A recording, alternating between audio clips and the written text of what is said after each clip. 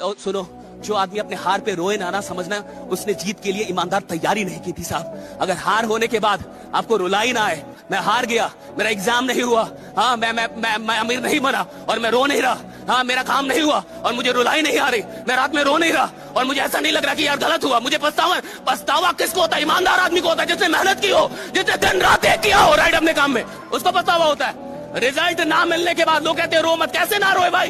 अगर किसी ने मेहनत की है, अगर किसी ने जान लगाई है भैया, अगर उसको रिजल्ट नहीं मिलेगा वो रात में रोएगा, रात भर रोएगा। हाँ ये जरूर है, सुबह होने से पहले आंख के आंसू पोंछेगा और फिर से बोलेगा मैं झुकेगा नहीं। जिस उम्र में अपने सपनों के पीछे भागना था, उस उम्र में आप किसी गलत इंसान के पीछे भागने लगते हैं और उससे प्रेम कर बैठते हैं। एक वक्त के बाद बचेगा कुछ नहीं, बचेगा तो आपकी गैलरी में फोटोज और आपकी कॉल लिस्ट में नंबर। और वक्त बीतने के साथ साथ आपका हुलिया बदल जाएगा, आपका व्यक्तित्व बदल जाएगा, आप अपने आप को खो देंगे। आपके छोटे और जमे हुए बाल अब बड़े रहने लगेंगे, आप अपनी परवाह करना भूल जाएंगे। हमेशा बात करने वाले आप अब चुप रहना पसंद करेंगे। खुद के लिए मुस्कुराने वाले आप अब लोगों को दिखाने के लिए मुस्कुराएंगे। अपनों से दूर हो जाएंगे, अपने आप से दूर हो जाएंगे। हमेशा जिम्मेदारी लेने वाले आप गैर जिम्मेदार हो जाएंगे। साफ चेहरे पर दाढ़ी होगी और ना जाने कौन कौन से ख्याल होंगे। एक बात याद रखिएगा, अपने आप की कैद में रहना किसी और की आजादी से लाख गुना बेहतर होता है। अपनी इस गोल्डन एज को संभालिए और किसी गलत इंसान के पीछे खर्च ना करके अपने आप पर खर्च कीजिए, अपने आप के व्यक्तित्व को बनाइए। आपके नाम के हजारों व्यक्ति हो सकते हैं, परंतु आपके व्यक्तित्व का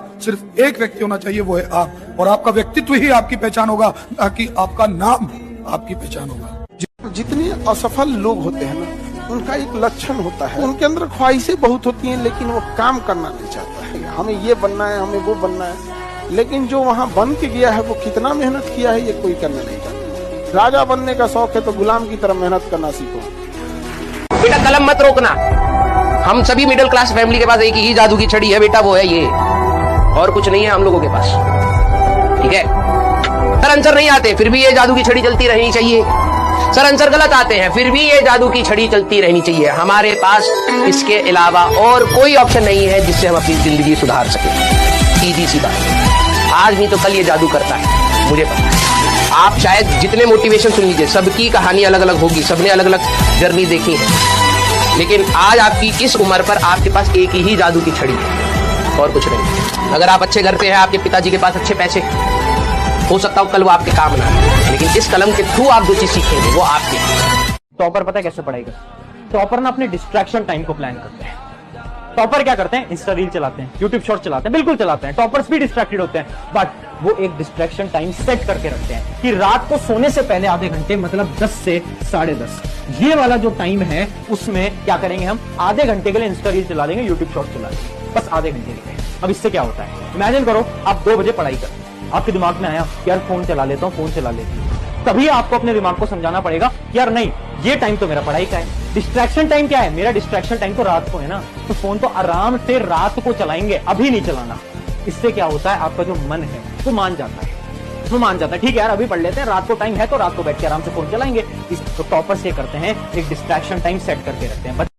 एक बात हमेशा जिंदगी में याद रखना है, तुम्हारे चेहरे पे अगर कोई दाना निकल जाए ना, उसको ढेर फोड़ फाड़ करोगे ना और खराब हो जाएगा। 6 महीने इंतजार करो, दाना खत्म हो जाएगा, दिखेगा तुम।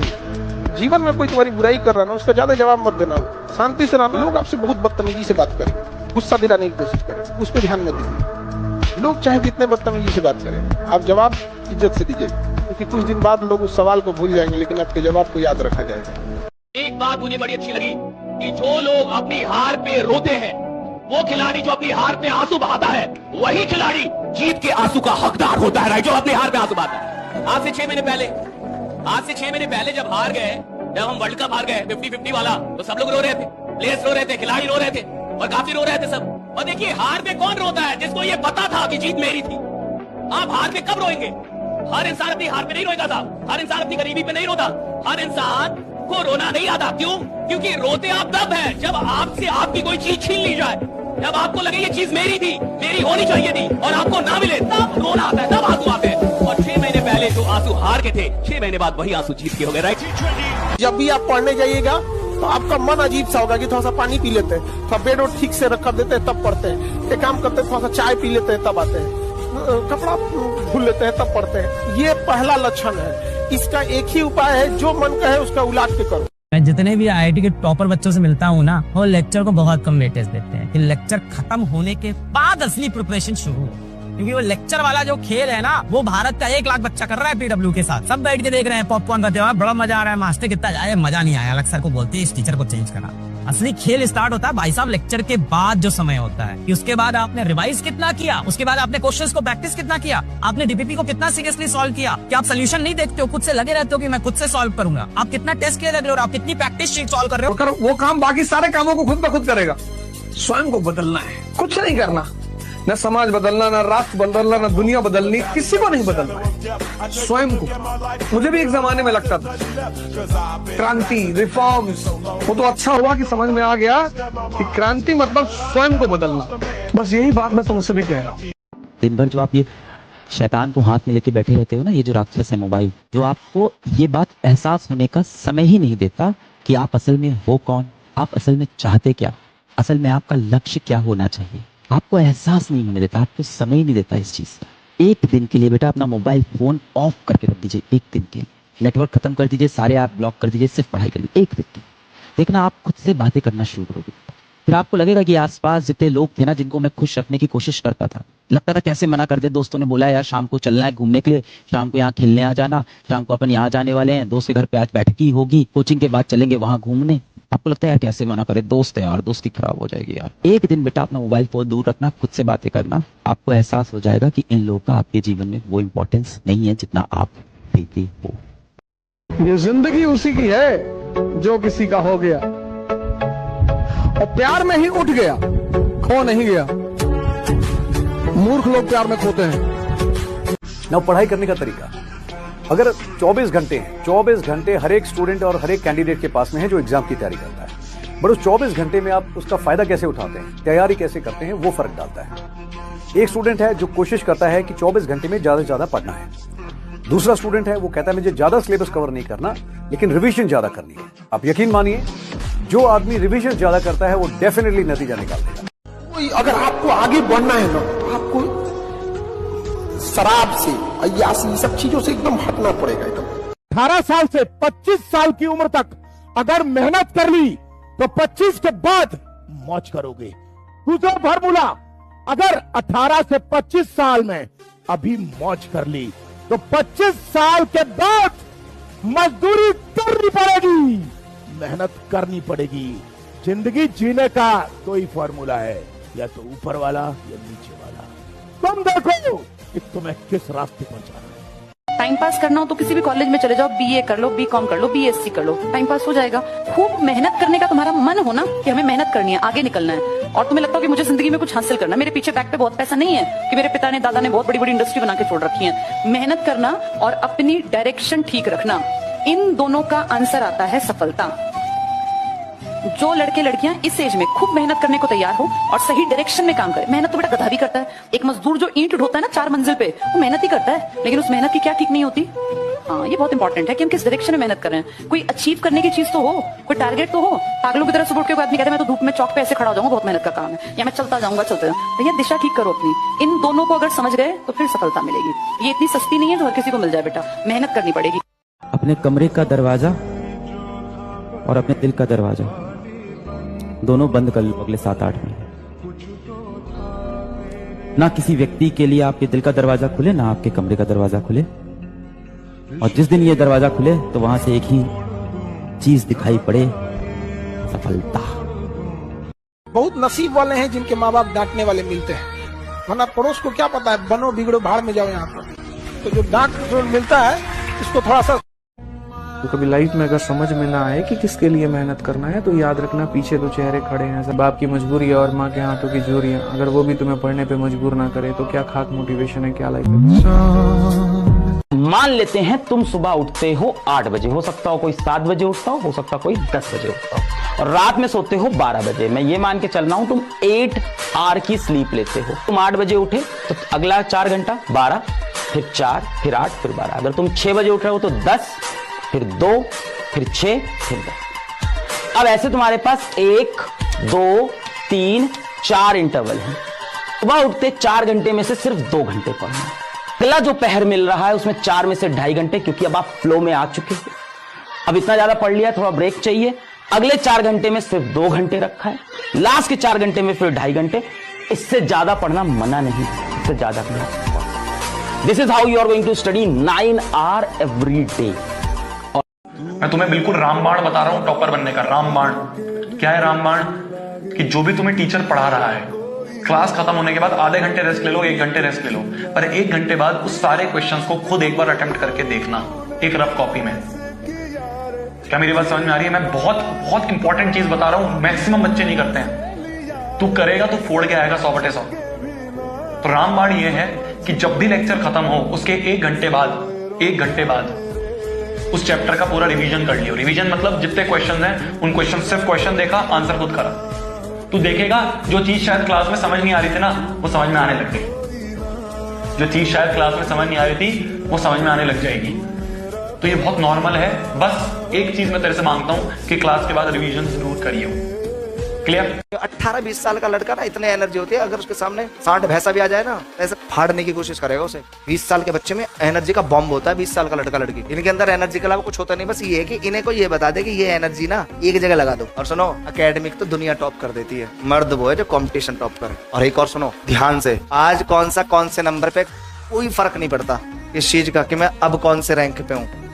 1 महीने का टाइम दो, मैं सबको डिफीट करके आगे आ सकता हूँ। तुम्हें किसी ने पता नहीं है, तो इंटर से तुम निकल के आए हो, 10 से 11 12 से तुम्हें ना एक सिलेबस की बीमारी लग गई है। तुम्हें बीमारी लगनी है एग्जाम ओरिएंटेड क्वेश्चंस की, कि मेरे कितने क्वेश्चंस एग्जाम ओरिएंटेड ये टीचर करा रहे हैं, मेरी परफॉर्मेंस का लेवल क्या आ रहा है। मैंने बच्चों को एक टेक्निक दे रखी है, आपको रिवाइज कैसे करना है। आज मैंने मान लो 4 आवर्स की क्लास ली, आज 4 आवर्स पढ़ाया, घर जाकर के सेम डे आपको ये 4 आवर्स पढ़ाई करनी है। तो 4 आवर्स की पढ़ाई को आपको 30 मिनट्स लगेंगे, क्योंकि आज ही आपने पढ़ा है। अगले दिन जब मैंने वापस 4 आवर्स की क्लास ली तो आपको रिवाइज करना है 45 मिनट्स। 30 मिनट्स तो उस दिन का, 15 मिनट्स उससे एक दिन पहले का जो मैंने पढ़ाया था, फर्स्ट डे जो पढ़ाया था। थर्ड डे जब बच्चा आता है, फिर 4 आवर्स के मेरे लेक्चर होता है। बच्चा 30 मिनट्स थर्ड डे को देगा, 15 मिनट्स सेकंड डे वाले के रिवीजन को देगा, और 10 मिनट्स लगेंगे फर्स्ट डे वाले रिवीजन को। क्यों? क्योंकि उसका ऑलरेडी 2 बार रिवीजन हो चुका है, तो अब टाइम कम होता जाएगा। धीरे धीरे उसको ऐसा कब तक करना है? 7th या 8th लेक्चर तक। जैसे वो 8th लेक्चर आता है, उसमें वो पहले वाले लेक्चर का रिवीजन करेगा तो उसको 2 मिनट्स ही लगेगा, क्योंकि वो 7 टाइम्स रिवाइज हो चुका है। सर यही होता है कि 2-3 दिन पढ़ाई चलती है कंसिस्टेंसी से, उसके बाद फोकस एकदम से गायब हो जाता है। तो सर मैक्सिमम बच्चों के साथ है ये प्रॉब्लम? बिल्कुल है। इसीलिए दुनिया के 99% लोग सक्सेसफुल नहीं है। अभी मैं आपको बोल दूं, इंस्टाग्राम खोलो, रील स्क्रॉल करो, आप पूछोगे कैसे फोकस करना है। सर मोटिवेशन दे दो इसके लिए, 10 मिनट हो गया सर, बोर हो गए, कोई अच्छी वेब सीरीज दे दूं आपको, तो बोलोगे सर एपिसोड 2 देखने का मन नहीं है, थोड़ा मोटिवेट कर दो। क्यों? उसमें मजा आ रहा होता है। पर जहां आपसे कहा जाता है ना कोई मेहनत का काम करो, कोई परिश्रम का काम करो, वहां मन भटकना चालू। जीवन में एक चीज अच्छे से समझ लो, बिना परिश्रम के, बिना कठिनाई के, बिना त्याग के कोई भी बड़ा व्यक्ति आज तक नहीं बना। कोई भी जब बदलाहट होती है, शुरुआत बदलाहट की होती है, तो पहला फेस दर्द का होता है। इसलिए 90% लोग भाग जाते हैं कि हमको नहीं चाहिए। 3 साल जब तक मैंने प्रेपरेशन की और जब तक मेरा पूरा क्लियर नहीं हो गया तब तक सोशल मीडिया से दूर रही थी। फेसबुक मेरा बंद था बहुत पहले से ही, इंस्टाग्राम अकाउंट मेरा कभी था नहीं, इससे ज्यादा फोन का कोई इस्तेमाल नहीं किया गया है। कभी कभी झूठ में बर्बाद होकर देखिए, झूठ में दिवालिया घोषित करके खुद को देखिए, करिए ना कभी कभी ये सब प्रयोग करिए। अपने रिश्तेदारों को फोन करिए कि भैया सब पैसा डूब गया, भैया मकान अब बिक जाएगा, भैया गाड़ी बिक जाएगी, भैया लड़के बच्चे सब भीख मांगने लगेंगे, भैया अब हमें मदद चाहिए सबकी, भैया। देखो कितने रिश्तेदार तुम्हारे दरवाजे पर आते हैं। आज के आदमी ने जीवन में प्रयोग करना बंद कर करो। कोई जरूरी नहीं है कि जब मुसीबत आए तभी लोगों का चेहरा पहचान में आए। प्रयोग करो, प्रयोग। मैं 3 तरीके बता रहा हूं कि डिस्ट्रैक्शन ना हो। पहला तरीका, आप अपने लक्ष्य को हमेशा दिन रात अपने मन में रखें। नंबर 2, आप किसी अनावश्यक चीज में ना उलझे, चाहे वो दोस्ती हो, किसी भी तरह की दोस्ती हो। और तीसरा, आप अपने बारे में ज्यादा ना सोचें, आप पढ़ाई के बारे में ज्यादा सोचें।